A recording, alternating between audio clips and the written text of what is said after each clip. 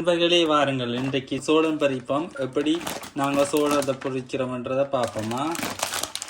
இந்த வட்டரை போட்டு நாங்கள் முதல் சட்டியில் போட்டு நாங்கள் அதை உருக்க போகிறோம்.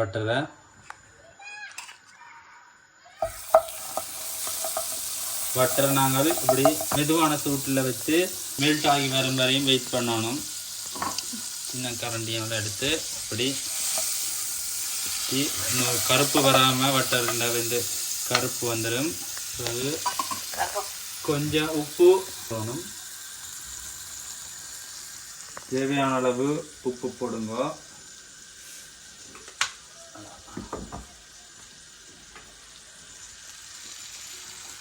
வட்டர் நல்லா கரைஞ்சிருச்சு. அதுக்கு மேலே நாங்கள் இப்போ சோளத்தை போட்டுங்க. இது போட்டுட்டு நல்லா பட்டரில் சோளத்தை கொஞ்சமாக பிரட்டி விடணும். எல்லாத்தையும் பட்டர் படுற மாதிரி பிரட்டி விட்டுட்டு நல்லா நல்லா வறுக்கணும். கொஞ்சம்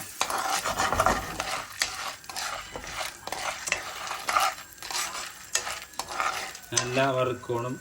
இந்த வட்டல் எல்லாம் அந்த எல்லாத்துலேயும் படுற மாதிரி நல்லா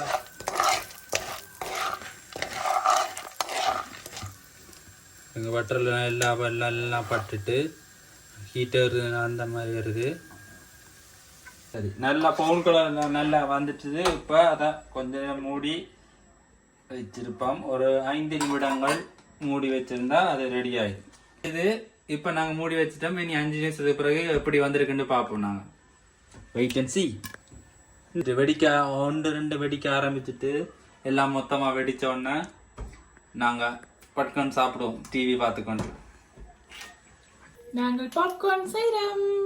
பாப்கார்னுங்க டங் டங் டங்.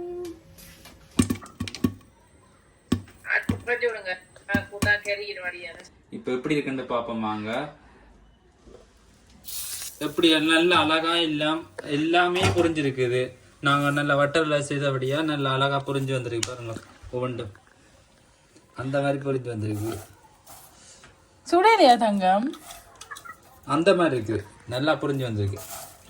உப்பு தேவையான அளவு போட்டிருக்கபடியா நல்ல கலராகவும் நல்ல ஸ்மூத்தாகவும் இருக்கு.